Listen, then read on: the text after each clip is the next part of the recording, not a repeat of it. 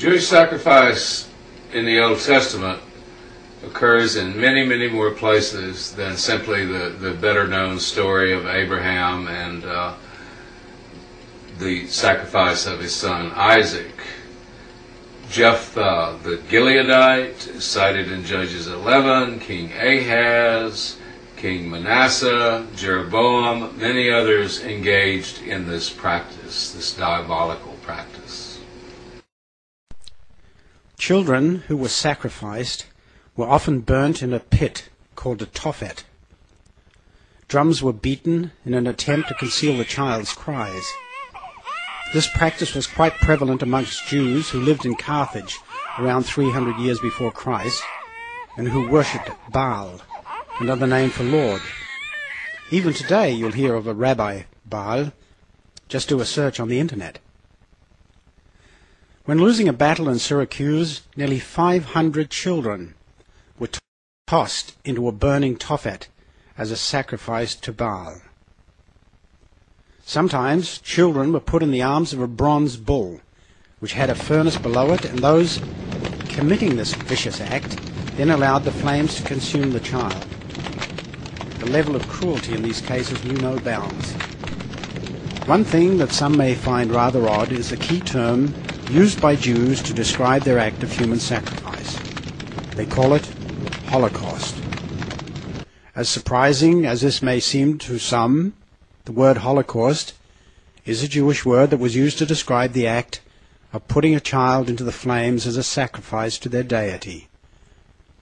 Of course, Jews have assigned a completely different meaning to the term nowadays, but if you take a look at an older dictionary, you will see that we're right about this.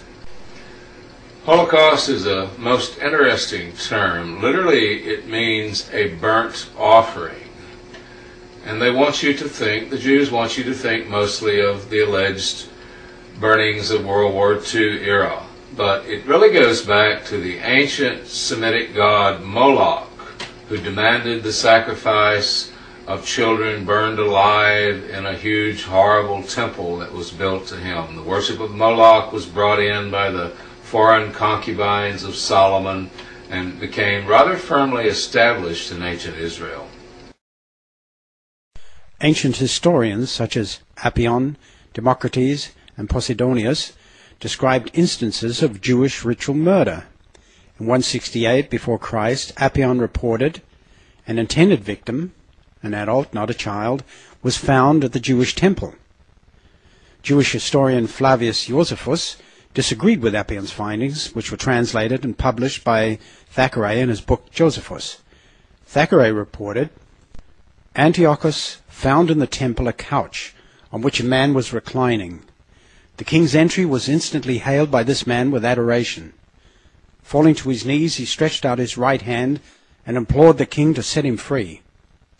Thereupon the king reassured him and bade him tell him who he was, why he was living there, and what was the meaning of this abundant fare.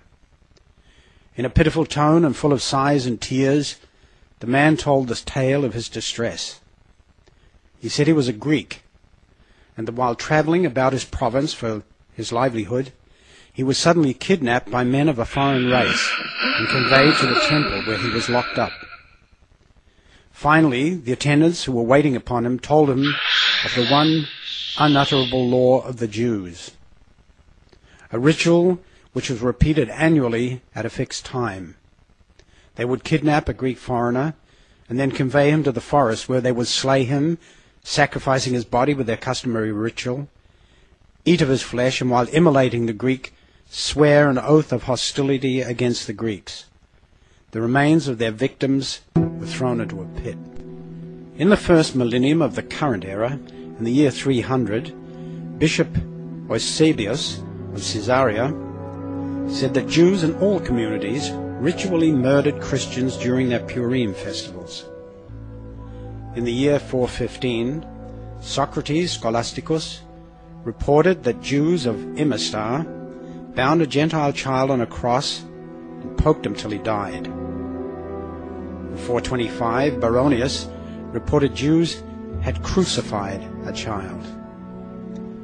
In 614, the monk Antiochus Strategos reports that when Jerusalem fell to the Persians, Jews purchased one of the Gentiles who had been captured by the Persians and slew him like a sheep. In 1067, Prague, 6 Jews reportedly drained blood from a 3-year-old child. It was also discovered that these Jews had dispersed the child's blood, giving it to other Jews in Treviso. In 1096, a child by the name of Estrati was reportedly discovered having been ritually murdered in what is now known as the city of Kiev. He was later made a saint. In the year 1115, near the city of Magdeburg, Germany, on the day prior to Passover, Hasidic Jews tortured 5 children and used their blood in occult rites. The incident was investigated, and the Jews were found guilty and punished accordingly. Up until that time, many of the previous incidents had probably been forgotten. It seems likely that most historical records regarding these incidents were lost over time. In the year 1144, an incident occurred to a child in England that would make history and the Jews not easily forgotten. It had been just a little over 50 years since Jews were first permitted to enter England in 1089. A small number of them had just been brought to England in an effort to assist the king with collecting his taxes. Consequently, as the town discovered to their dismay, a child by the name of William was ritually murdered. But what made this event different was that this child was related to an educated monk, Thomas of Monmouth.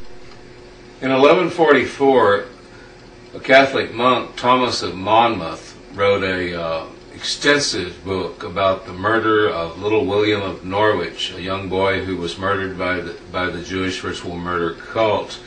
He was created a saint of the Catholic Church, the first of many of a series of saints. Depending on how one counts them, there are at least 20 to 25 of them in the history that are recognized as Christian martyrs by the Catholic Church. This event that occurred to William, like so many before it, could have eventually sunk into obscurity. But Thomas wanted to let the whole world know about this cruel and vicious nature of these wicked acts once and for all, probably with the hope of putting a stop to them. His book was written in Latin and was later translated into English in the 19th century by Dr. A. Jessup.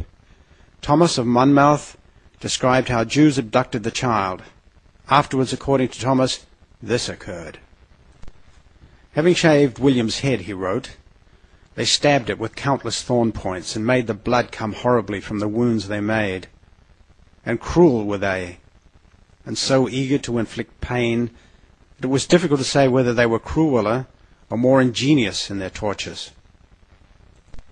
Thomas of Monmouth described the whole sordid event in detail: the abduction, the torture suffered by the child, and the bribes Jews gave to the sheriff, and more. Thomas's efforts to document this Jewish occult rite of an innocent child eventually resulted in the child becoming a saint.